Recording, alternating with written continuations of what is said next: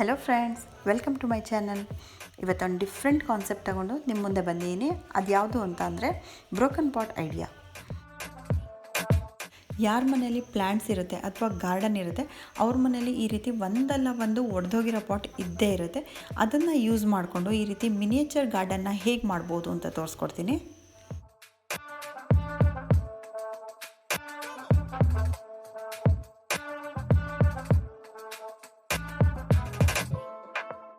ನನ್ನ ಹತ್ರ ಈ ಥರ ಒಡೆದೋಗಿರೋ ಪಾಟ್ಸು ಒಂದು 5-6 ಇದೆ. ಅದರಲ್ಲಿ ಒಂದನ್ನು ತಗೊಂಡು ಫೇರಿ ಗಾರ್ಡನ್ ಮಾಡೋಣ ಅಂತ ಅಂದ್ಕೊಂಡೆ. ಈ ಒಡೆದೋಗಿರೋ ಪಾಟ್ಗಳನ್ನ ತುಂಬ ಕೇರ್ಫುಲ್ಲಾಗಿ ಹ್ಯಾಂಡಲ್ ಮಾಡಬೇಕು. ನಾನು ಈ ಪಾಟ್ನ ಕೆಳಗಿಟ್ಟ ತಕ್ಷಣ ಕೆಳಗಡೆ ಪೀಸ್ ಕೂಡ ಓಪನ್ ಆಯಿತು. ಆದರೂ ಆ ಪೀಸನ್ನು ಅಡ್ಜಸ್ಟ್ ಮಾಡಿಕೊಂಡು ಇದೇ ಪಾಟಲ್ಲಿ ಮಾಡೋಣ ಅಂದ್ಕೊಂಡು ಒಂದು ಪ್ಲೇಟ್ ಮೇಲೆ ಇಟ್ಕೊಂಡು ಜೋಡಿಸೋಣ ಅಂತ ಅಂದ್ಕೊಂಡೆ.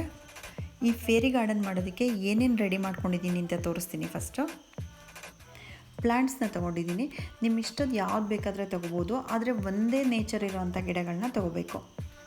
ಯಾಕೆ ಅಂದರೆ ಕೆಲವು ಗಿಡಗಳು ಬಿಸಿಲಲ್ಲಿರುತ್ತೆ, ಕೆಲವು ಗಿಡಗಳಿಗೆ ನೆರಳು ಬೇಕಾಗತ್ತೆ, ಅಥವಾ ನೀರು ಜಾಸ್ತಿ ಕುಡಿಯುತ್ತೆ ಕೆಲವು ಗಿಡಗಳಿಗೆ ನೀರು ತುಂಬ ಕಡಿಮೆ ಬೇಕಾಗತ್ತೆ.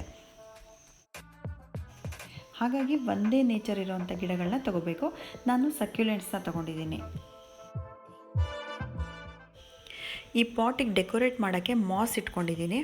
ಈ ಮಾಸ್ಗಳಲ್ಲಿ ತುಂಬ ಥರದ್ದಿರುತ್ತೆ. ಮಳೆಗಾಲದಲ್ಲಿ ಮಾತ್ರ ಇದು ಸಿಗೋದು. ಎಲ್ಲಿ ಸಿಮೆಂಟ್ ಕಟ್ಟೆಗಳಿರುತ್ತೆ, ಕಾಂಪೌಂಡ್ ಇರುತ್ತೆ, ಕಲ್ಲಿರುತ್ತೆ, ಅಂಥ ಕಡೆ ಮಳೆ ನೀರು ಬಿದ್ದು ಪಾಚಿಯಾಗಿ ಈ ಮಾಸ್ ಕಲೆಕ್ಟ್ ಆಗುತ್ತೆ. ನಾನು ಕಲೆಕ್ಟ್ ಮಾಡ್ಕೊಂಡಿರೋ ಮಾಸು ಇದು ಉದ್ದ ಬರಲ್ಲ, ಇದೇ ಥರ ಚಿಕ್ಕದಾಗಿರುತ್ತೆ. ಇದೊಂದು ಸಿಮೆಂಟ್ ಕಟ್ಟೆ ಮೇಲೆ ಬೆಳೆದಿರೋದು. ಎಲ್ಲಿ ಮಳೆ ನೀರು ಜಾಸ್ತಿ ಇರುತ್ತೆ ಅಂಥ ಕಡೆ ಈ ರೀತಿ ಗ್ರೀನಾಗಿ ದಪ್ಪ ಬಂದಿರುತ್ತೆ. ಇನ್ನೊಂದು ರೀತಿ ಮಾಸ್ ಬರುತ್ತೆ, ಅದು ಗಿಡಕ್ಕೆ ಅಂಟ್ಕೊಂಡು ಬೆಳೆದಿರುತ್ತೆ. ಅದನ್ನು ನಾವು ಕೈಯಲ್ಲೇ ಬಿಡಿಸ್ಬೋದು. ತುಂಬ ತೆಳ್ಳಗಿರುತ್ತೆ, ಕೈಯಲ್ಲಿ ಹೀಗೆ ಎಳೆದ ತಕ್ಷಣ ಕೈಗೆ ಬಂದುಬಿಡುತ್ತೆ. ಈ ಮಾಸ್ನ ನಾವೆಲ್ಲರೂ ಮನಿ ಪ್ಲ್ಯಾಂಟ್ ಸ್ಟಿಕ್ಕಲ್ಲಿ ನೋಡಿರ್ತೀವಿ. ನರ್ಸರಿಗಳಲ್ಲಿ ಮಾಸ್ ಸ್ಟಿಕ್ ಅಂತ ಇರುತ್ತಲ್ಲ, ಅದಕ್ಕೆ ಇದನ್ನೇ ಸುತ್ತಬಿಟ್ಟು ಮಾಡಿರ್ತಾರೆ. ಇದು ಡ್ರೈ ಆಗಿದೆ, ಇದನ್ನು ಎಷ್ಟು ದಿನ ಬೇಕಾದರೂ ಇಡ್ಬೋದು. ಈ ಥರ ಸ್ಟಿಕ್ಕಿಗೆ ನಾವು ಮನಿ ಪ್ಲ್ಯಾಂಟ್ ಹಾಕಿದಾಗ ನಾವು ಗಿಡಕ್ಕೆ ನೀರು ಹಾಕ್ತಾ ಇರ್ತೀವಲ್ಲ, ಇದು ಕೂಡ ಫ್ರೆಶ್ ಆಗೇ ಇರುತ್ತೆ. ಇದು ಮಳೆಗಾಲದಲ್ಲಿ ಮಾತ್ರ ಸಿಗೋದು. ನಾವಿನ್ನ ಕಲೆಕ್ಟ್ ಮಾಡಿ ಡ್ರೈ ಮಾಡಿ ಇಟ್ಕೊಂಡ್ರೆ ನಾವು ಯಾವಾಗ ಬೇಕಾದರೂ ಈ ಥರ ಮಾಸ್ ಸ್ಟಿಕ್ಗಳನ್ನ ಮಾಡ್ಕೋಬೋದು.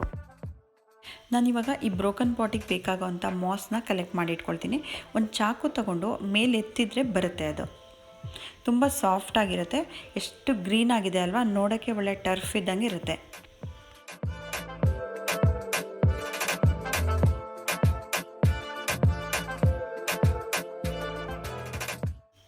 ಎಲ್ಲ ಕಡೆನೂ ಇಷ್ಟು ಚೆನ್ನಾಗಿರೋ ಮಾಸ್ ಸಿಗಲ್ಲ. ಸ್ವಲ್ಪ ನೆರಳಿರೋ ಅಂಥ ಕಡೆ, ನೀರು ಜಾಸ್ತಿ ಬೀಳೋ ಅಂಥ ಕಡೆ ಈ ಥರ ಗ್ರೀನಾಗಿ ದಪ್ಪಾಗಿ ಬಂದಿರುತ್ತೆ. ಪಾಟಿಗೆ ಎಷ್ಟು ಬೇಕೋ ಅದಕ್ಕಿಂತ ಸ್ವಲ್ಪ ಜಾಸ್ತಿನೇ ತೆಗೆದು ಇಟ್ಕೊಂಡಿರ್ತೀನಿ. ಈ ಮಾಸ್ನ ಕಲೆಕ್ಟ್ ಮಾಡ್ಕೊಂಡಿದ್ದನ್ನ ತೋರಿಸಿದ್ನಲ್ಲ.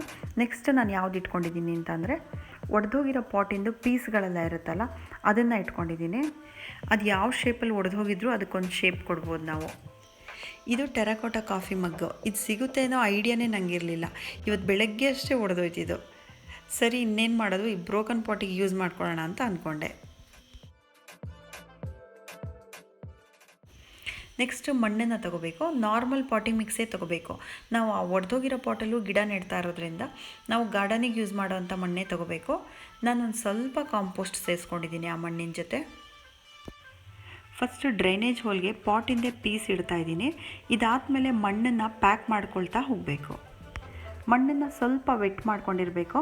ನಾವು ಆವಾಗ ಮಣ್ಣನ್ನು ಕೂರಿಸ್ಬಿಟ್ಟು ಪ್ರೆಸ್ ಮಾಡಿದ ತಕ್ಷಣ ನೀಟಾಗಿ ಕೂತ್ಕೊಳ್ಳುತ್ತೆ. ನಾವು ಬೇರೆ ಒಡೆದೋಗಿರೋ ಪಾಟಿನ ಪೀಸ್ಗಳನ್ನ ಇಟ್ಕೊಂಡಿರ್ತೀವಲ್ಲ, ಅದು ಈ ಪಾಟಿಗೆ ಹೇಗೆ ಕೂತ್ಕೊಳ್ಳುತ್ತೆ ಅನ್ನೋದನ್ನ ನಾವು ನೋಡ್ಕೋಬೇಕು. ಆ ಪೀಸ್ಗಳನ್ನ ಜೋಡಿಸ್ಕೊಂಡ್ಮೇಲೆ ಅದರೊಳಗೆ ಮತ್ತೆ ಮಣ್ಣನ್ನು ಪ್ಯಾಕ್ ಮಾಡ್ಕೊಂಡು ಹೋಗಬೇಕು. ಕೆಳಗಡೆಗೆ ದೊಡ್ಡ ಪೀಸು ಫುಲ್ ಕವರ್ ಆಗೋವಂಥದ್ದು ಹಾಕ್ಕೊಂಡ್ರೆ ಮೇಲ್ಗಡೆಗೆ ಚಿಕ್ಕದನ್ನು ಅಡ್ಜಸ್ಟ್ ಮಾಡ್ಕೊಳ್ತಾ ಹೋಗ್ಬೋದು.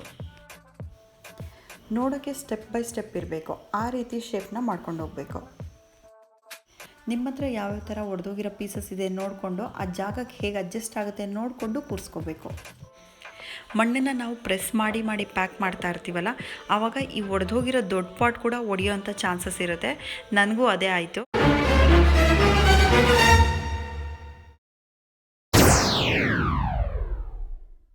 ಇನ್ನೇನು ಮಾಡೋಕ್ಕಾಗಲ್ಲ, ಇಷ್ಟು ಕಷ್ಟಪಟ್ಟು ಮಾಡ್ತಾಯಿದ್ದೆ, ಎಲ್ಲ ಹೋಯಿತು. ಇನ್ನೊಂದೇನಾದರೂ ಬ್ರೋಕನ್ ಪಾಟ್ ಸಿಗ್ಬೋದಾ ಅಂತ ನೋಡೋಣ ಅಂತ ಹುಡ್ಕೊಂಡೋದೆ. ಅಂತೂ ತುಂಬ ಹುಡುಕಿದ ಮೇಲೆ ಒಂದು ಬ್ರೋಕನ್ ಪಾಟ್ ಸಿಕ್ತು. ಅದನ್ನೇ ತಗೊಂಡು ಬಂದು ವಾಶ್ ಮಾಡಿ ಅದರಲ್ಲೇ ಮಾಡೋಣ ಅಂತ ಅಂದ್ಕೊಂಡೆ. ಇದಕ್ಕೂ ಅದೇ ರೀತಿ ಡ್ರೈನೇಜ್ ಹೋಲಿಗೆ ಪಾಟಿನ ಪೀಸ್ನ ಇಟ್ಕೊಂಡು ಸ್ಟಾರ್ಟ್ ಮಾಡಿದೆ. ಆದರೆ ಇದಕ್ಕೆ ಮಣ್ಣನ್ನು ಪ್ಯಾಕ್ ಮಾಡೋದು ತುಂಬ ಈಸಿ ಅಂತ ಅನ್ನಿಸ್ತು. ಒಂದು ಸೈಡ್ ಮಾತ್ರ ಓಪನ್ ಆಗಿತ್ತು, ಹಾಗಾಗಿ ನೀಟಾಗಿ ಕುತ್ಕೊಳ್ತಾ ಇತ್ತು. ಪಾಟಿನ ಮೇಲ್ಗಡೆವರೆಗೂ ಮಣ್ಣನ್ನು ಈ ರೀತಿ ಸ್ಟೆಪ್ ಕೂತ್ಕೊಳ್ಳೋ ಥರ ಪ್ಯಾಕ್ ಮಾಡ್ಕೊಂಡು ಬರಬೇಕು. ಮಧ್ಯದಲ್ಲಿ ನಾವು ಎಲ್ಲೆಲ್ಲಿ ಗಿಡಗಳನ್ನ ನೆಡ್ತೀವಿ ಅಲ್ಲೆಲ್ಲ ಒಂದೊಂದು ಗ್ರಿಪ್ ಸಿಗೋ ಥರ ಪಾಟಿನ ಪೀಸ್ಗಳನ್ನ ಜೋಡಿಸ್ತಾ ಹೋಗಬೇಕು. ಪಾಟಿಂದ ಒಂದು ಸೈಡಿಗೆ ಚಿಕ್ಕ ಚಿಕ್ಕ ಪೀಸ್ಗಳನ್ನ ಇಟ್ಕೊಂಡು ನೋಡೋಕ್ಕೆ ಮೆಟ್ಲು ಥರ ಇರಬೇಕು, ಆ ರೀತಿ ಮಾಡ್ಕೊಂಡು ಹೋಗ್ತೀನಿ.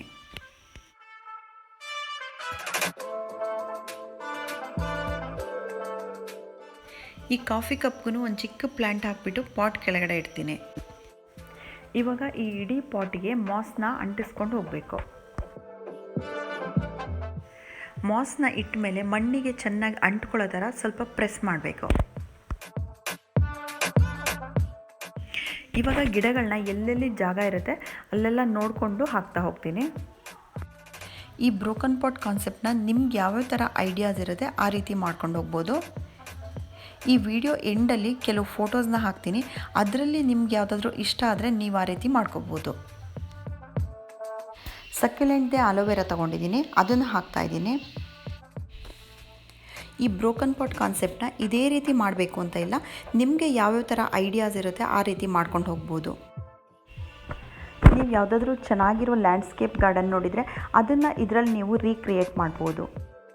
ಮೌಂಟೇನಿಂದ ನೀರು ಹರಿದು ಬರ್ತಾ ಇರೋ ಥರ ಮಾಡ್ಬೋದು, ವಾಟರ್ ಫಾಲ್ಸ್ ಮಾಡ್ಬೋದು. ನೀರಿಗೆ ನೀವು ವೈಟ್ ಕಲರ್ ಮತ್ತು ಬ್ಲೂ ಕಲರ್ ಪೆಬಲ್ಸ್ ಬರುತ್ತೆ ಚಿಕ್ಕ ಚಿಕ್ಕದು, ಅದನ್ನು ಯೂಸ್ ಮಾಡ್ಕೊಂಡು ಮಾಡ್ಬೋದು. ಈ ಬ್ರೋಕನ್ ಪಾಟಿಗೆ ಹಾಕೋ ಗಿಡಗಳು ತುಂಬ ಎತ್ತರ ಇರಬಾರ್ದು, ನೋಡೋಕ್ಕೆ ಚೆನ್ನಾಗಿ ಕಾಣಿಸಲ್ಲ. ನಮಗೆ ಮೌಂಟೇನಲ್ಲಿ ದೂರದಿಂದ ಹೇಗೆ ಶ್ರಬ್ಸ್ ಥರ ಕಾಣಿಸ್ತಾ ಇರುತ್ತೆ ಗಿಡಗಳು, ಆ ರೀತಿ ಕಾಣಿಸೋವಂಥ ಗಿಡಗಳನ್ನೇ ಹಾಕಬೇಕು, ಶಾರ್ಟ್ ಇರೋ ಗಿಡಗಳನ್ನೇ ಹಾಕೋಬೇಕು. ನಿಮಗೆ ಇದನ್ನ ಕ್ರಿಯೇಟ್ ಮಾಡೋಕ್ಕೆ ಮಾಸೇ ಸಿಗಬೇಕು ಅಂತ ಇಲ್ಲ, ಮಾಸ್ ಸಿಗಲಿಲ್ಲ ಅಂತಂದರೆ ಬರೀ ಮಣ್ಣಲ್ಲೇ ಮಾಡ್ಬೋದು. ಈ ವಿಡಿಯೋ ಎಂಡಲ್ಲಿ ನಾನು ಕೆಲವು ಫೋಟೋಸ್ ಹಾಕ್ತೀನಿ, ಬರೀ ಮಣ್ಣಲ್ಲೇ ತುಂಬ ಚೆನ್ನಾಗಿ ಕ್ರಿಯೇಟ್ ಮಾಡಿರೋ ಅಂಥದ್ದನ್ನ. ಬರೀ ಇದೊಂದು ಪಾಟಿಗೆ ಮಾಡಿದ್ರೂ ಚೆನ್ನಾಗಿ ಕಾಣಿಸುತ್ತೆ, ಆದರೆ ನನ್ನ ಹತ್ರ ಮಾಸ್ ತುಂಬ ಉಳಿದಿರೋದ್ರಿಂದ ಈ ಪಾಟ್ ಮೇಲೆಲ್ಲ ಡೆಕೋರೇಟ್ ಮಾಡೋಣ ಅಂತ ಅಂದ್ಕೊಂಡೆ.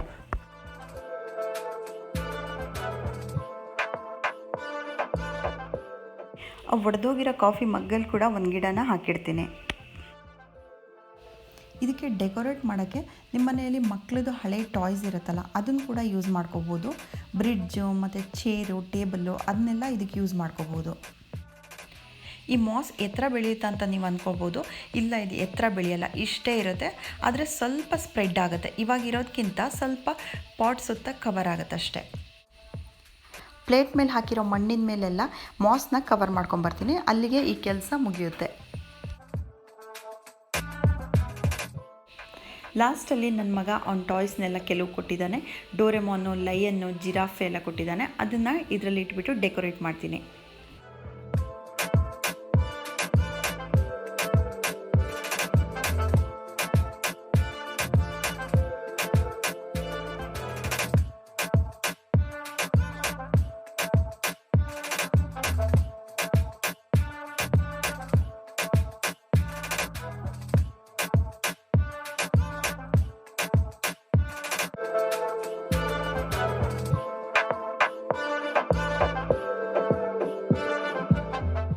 ಈ ಮಾಸ್ ಇದೇ ರೀತಿ ಗ್ರೀನಾಗಿ ಫ್ರೆಶ್ ಆಗಿರಬೇಕು ಅಂತಂದರೆ ನಾವು 2 ದಿನಕ್ಕೆ ಒಂದು ಸಲ ನೀರು ಹಾಕಬೇಕಾಗತ್ತೆ. ಈ ಪ್ಲ್ಯಾಂಟ್ಸಿಗೂ ನೀರು ಬೇಕಾಗತ್ತಲ್ಲ, ಹಾಗಾಗಿ ನಾವು ನೀರನ್ನು ಸ್ಪ್ರೇ ಮಾಡಬೇಕಾಗತ್ತೆ. ಪೈಪಲ್ಲಿ ಮತ್ತು ಮಗ್ಗಲ್ಲಿ ಹಾಕೋಕ್ಕಾಗಲ್ಲ, ನೀರು ತುಂಬ ಜಾಸ್ತಿ ಆಗಿಬಿಡುತ್ತೆ, ಇದ್ರದ್ದು ಶೇಪ್ ಹಾಳಾಗಿಬಿಡ್ಬೋದು.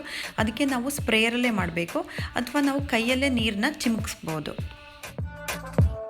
ಸೊ ಫ್ರೆಂಡ್ಸ್, ಬ್ರೋಕನ್ ಪಾಟ್ನ ಹೇಗೆ ಕ್ರಿಯೇಟ್ ಮಾಡೋದು ಅಂತ ಡೀಟೇಲಾಗಿ ತೋರಿಸಿದ್ದೀನಿ. ನಿಮಗೆ ಈ ವಿಡಿಯೋ ಇಷ್ಟ ಆದರೆ ನನಗೆ ಕಮೆಂಟ್ನಲ್ಲಿ ತಿಳಿಸಿ. ಹಾಗೆ ಲಾಸ್ಟ್ನಲ್ಲಿ ತೋರಿಸೋ ಫೋಟೋಸ್ನ ಮಾತ್ರ ಮಿಸ್ ಮಾಡ್ದೇ ನೋಡಿ. Thank you for watching.